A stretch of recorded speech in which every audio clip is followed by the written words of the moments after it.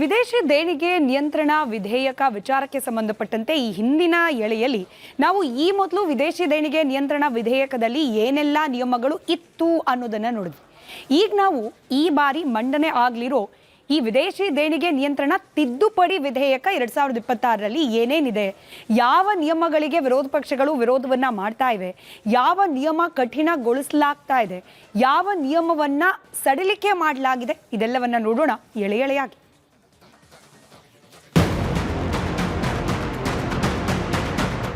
ಈ ಎಳೆಯಲ್ಲಿ ನಾವೀಗ ವಿದೇಶಿ ದೇಣಿಗೆ ನಿಯಂತ್ರಣ ತಿದ್ದುಪಡಿ ವಿಧೇಯಕ 2026ರಲ್ಲಿ ಏನೆಲ್ಲ ನಿಯಮಗಳಿವೆ, ಯಾವ ನಿಯಮಗಳನ್ನು ಹೊಸದಾಗಿ ಸೇರಿಸಲಾಗಿದೆ ಒಂದೊಂದಾಗಿ ನೋಡೋಣ. ವಿದೇಶಿ ದೇಣಿಗೆ ನಿಯಂತ್ರಣ ಕಾಯ್ದೆ. ನೋಂದಣಿ ರದ್ದಾದರೆ ಆಸ್ತಿಗಳ ಮುಟ್ಟುಗೋಲು. ಈ ವಿಧೇಯಕದ ಅತ್ಯಂತ ಪ್ರಮುಖ ಅಂಶವೆಂದರೆ ಯಾವುದೇ ಒಂದು NGO ಅಥವಾ ಸಂಸ್ಥೆಯ FCRA ನೋಂದಣಿ ಸರ್ಕಾರದಿಂದ ರದ್ದಾದರೆ, ಸಂಸ್ಥೆಯೇ ಸ್ವಯಂ ಪ್ರೇರಿತವಾಗಿ ಹಿಂಪಡೆದರೆ ಅಥವಾ ನಿಗದಿತ ಅವಧಿಯಲ್ಲಿ ನವೀಕರಣಗೊಳ್ಳದೆ ಅವಧಿ ಮುಗಿದರೆ ಅಂತಹ ಸಂಸ್ಥೆಗಳು ವಿದೇಶಿ ಹಣದಿಂದ ಸೃಷ್ಟಿಸಿದ ಎಲ್ಲ ಸ್ಥಿರ ಮತ್ತು ಚರ ಆಸ್ತಿಗಳು ಸರ್ಕಾರದ ಸುಪರ್ದಿಗೆ ಸೇರುತ್ತವೆ ಎಂದಿದೆ. ನಿಗದಿತ ಅವಧಿಗೆ ಏನು ನೋಂದಣಿ ಮಾಡಿರ್ತಾರೆ, ಲೈಸೆನ್ಸನ್ನು ಅನುಮತಿಯನ್ನು NGOಗಳಿಗೆ ನೀವು ಕೊಟ್ಟಿರ್ತೀರ, ಅದಾದ ಬಳಿಕ ಆ ಅವಧಿ ಮುಗಿದ ಬಳಿಕ ನೀವು ಆ ನೋಂದಣಿಯನ್ನು ರಿನ್ಯೂ ಮಾಡಬೇಕಾಗಿರೋದು ನಿಮ್ಮ ಕರ್ತವ್ಯ. ಆ ನಿಗದಿತ ಅವಧಿನಲ್ಲಿ ನಿಮಗೆ ಕೊಟ್ಟಿರೋ ಲೈಸೆನ್ಸಿನ ಅವಧಿ ಮೀರಿದ ನಂತರ ನೀವು ಅದನ್ನು ರಿಜಿಸ್ಟರ್ ಮಾಡದೆ ಹೋದರೆ ನಿಮ್ಮ NGOನ ನಾವು ಮುಟ್ಟುಗೋಲು ಹಾಕುತ್ತೇವೆ.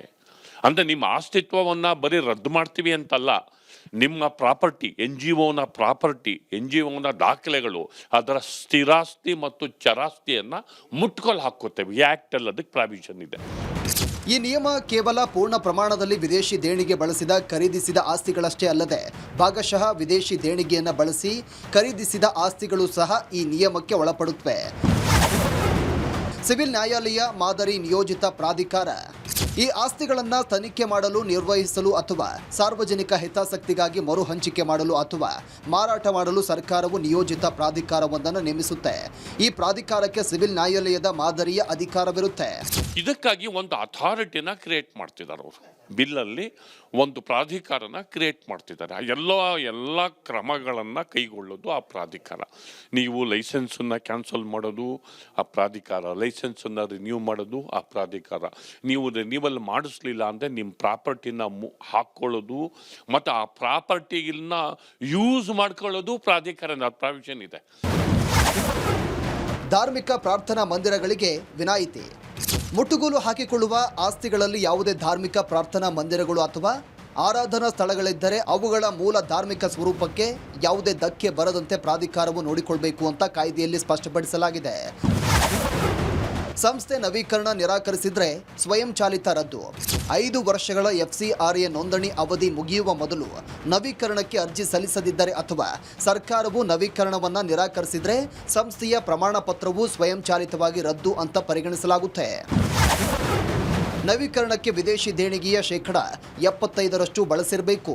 ಹೊಸ ನಿಯಮಾವಳಿಗಳ ಪ್ರಕಾರ ಸಂಸ್ಥೆಯು ಹೊಸ ವಿದೇಶಿ ದೇಣಿಗೆಯನ್ನು ಪಡೆಯಲು ಅಥವಾ ನವೀಕರಣಗೊಳ್ಳಲು ತಾನು ಹಿಂದೆ ಪಡೆದಂಥ ವಿದೇಶಿ ಹಣದ ಪೈಕಿ ಕನಿಷ್ಠ 75ಕ್ಕಿಂತ ಹೆಚ್ಚು ಭಾಗವನ್ನು ಬಳಸಿರಬೇಕು ಹಾಗೂ ಕಳೆದ 2 ಹಣಕಾಸು ವರ್ಷಗಳಲ್ಲಿ ಕನಿಷ್ಠ 10 ಲಕ್ಷ ರೂಪಾಯಿಗಳನ್ನು ತನ್ನ ನಿಗದಿತ ಸಾಮಾಜಿಕ ಉದ್ದೇಶಿತ ಕಾರ್ಯಗಳಿಗೆ ವೆಚ್ಚ ಮಾಡಿರಬೇಕು. ವಿವರಗಳ ಕಡ್ಡಾಯ ಸಲ್ಲಿಕೆ ಮತ್ತು ಚಟುವಟಿಕೆಗಳ ನಿರ್ಬಂಧ. ಸಂಸ್ಥೆಗಳು ತಮ್ಮ ಪ್ರತಿಯೊಂದು ವೆಬ್ಸೈಟ್ಗಳು, ಸಾಮಾಜಿಕ ಜಾಲತಾಣಗಳ ಖಾತೆಗಳು, ಪ್ರಕಟಣೆಗಳು ಹಾಗೂ ಸಂಸ್ಥೆಯ ಪದಾಧಿಕಾರಿಗಳು ಬರೆಯುವ ಲೇಖನಗಳ ಸಂಪೂರ್ಣ ವಿವರವನ್ನು ಕೇಂದ್ರ ಸರ್ಕಾರಕ್ಕೆ ಸಲ್ಲಿಸುವುದು ಕಡ್ಡಾಯ. ವಿದೇಶಿ ಹಣವನ್ನು ಯಾವ ರಾಜ್ಯದಲ್ಲಿ ಯಾವ ಉದ್ದೇಶಕ್ಕಾಗಿ, ಉದಾಹರಣೆಗೆ ಸಾಮಾಜಿಕ, ಶೈಕ್ಷಣಿಕ, ಧಾರ್ಮಿಕ ಇಂತಹ ಯಾವ ಉದ್ದೇಶಕ್ಕೆ ಬಳಸಲಾಗುತ್ತೆ ಅನ್ನೋದನ್ನು ಮುಂಚಿತವಾಗಿಯೇ ನಮೂದಿಸಬೇಕು. ಆ ಸ್ಥಳ ಅಥವಾ ಉದ್ದೇಶದಲ್ಲಿ ಬದಲಾವಣೆ ಮಾಡಬೇಕಾದರೆ ಕೇಂದ್ರ ಸರ್ಕಾರದ ಪೂರ್ವಾನುಮತಿ ಅಗತ್ಯ ಅಂತ ವಿಧೇಯಕದಲ್ಲಿ ಉಲ್ಲೇಖ ಮಾಡಲಾಗಿದೆ. ಸಿಟಿಜನ್ಸ್ ರೈಟ್ ಕೆಲವು ಆರ್ಗನೈಸೇಷನ್ಸು ಮತ್ತು ಕೆಲವು ಮೈನಾರಿಟಿ ಇನ್ಸ್ಟಿಟ್ಯೂಷನ್ಸು, ಬಹುಪಾಲು ಕ್ರಿಶ್ಚಿಯನ್ ಸಂಸ್ಥೆಗಳು, ದೊಡ್ಡ ಪ್ರಮಾಣದಲ್ಲಿ ಹೆಚ್ಚು ಸಂಖ್ಯೆಯಲ್ಲಿರೋದು ಕ್ರಿಶ್ಚಿಯನ್ ಸಂಸ್ಥೆಗಳು. ಈ ಸಂಸ್ಥೆಗಳ ವಹಿವಾಟನ್ನು, ಈ ಸಂಸ್ಥೆಗಳ ವಿದೇಶಿ ದೇಣಿಗೆಯನ್ನು, ಈ ಸಂಸ್ಥೆಗಳ ಚಟುವಟಿಕೆಗಳನ್ನು ನಿಯಂತ್ರಣ ಮಾಡುವ, ರದ್ದು ಮಾಡುವ ಒಟ್ಟು ಉದ್ದೇಶ ಇದೆ ಅನ್ನೋದು ಇಲ್ಲಿ ಮುಖ್ಯವಾದಂತಹ ಆರೋಪ.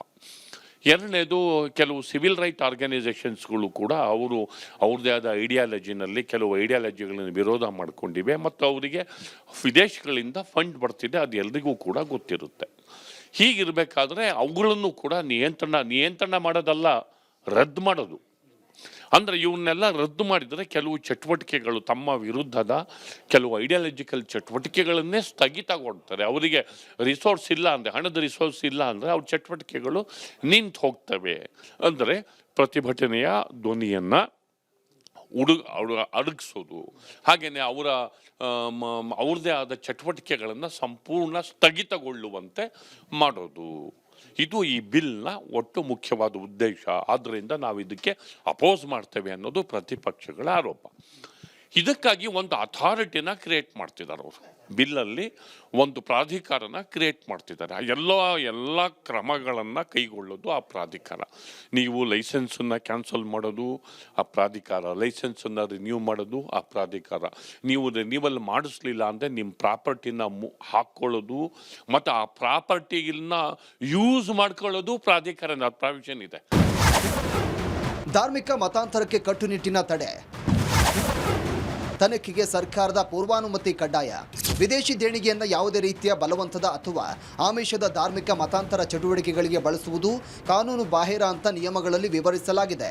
ಹೊಸ ತಿದ್ದುಪಡಿಯ ಪ್ರಕಾರ ಯಾವುದೇ ರಾಜ್ಯದ ಪೊಲೀಸರು ಅಥವಾ ತನಿಖಾ ಸಂಸ್ಥೆಗಳು FCRA ಕಾಯ್ದೆ ಉಲ್ಲಂಘನೆಗೆ ಸಂಬಂಧಪಟ್ಟಂತೆ ಸಂಸ್ಥೆಯ ಮೇಲೆ ನೇರವಾಗಿ ದೂರು ದಾಖಲಿಸಿ ತನಿಖೆ ನಡೆಸುವಂತಿಲ್ಲ. ತನಿಖೆ ಅಥವಾ ವಿಚಾರಣೆ ಪ್ರಾರಂಭಿಸುವ ಮುನ್ನ ಕೇಂದ್ರ ಗೃಹ ಸಚಿವಾಲಯದ ಪೂರ್ವಾನುಮತಿ ಪಡೆಯುವುದು ಕಡ್ಡಾಯಗೊಳಿಸಲಾಗಿದೆ.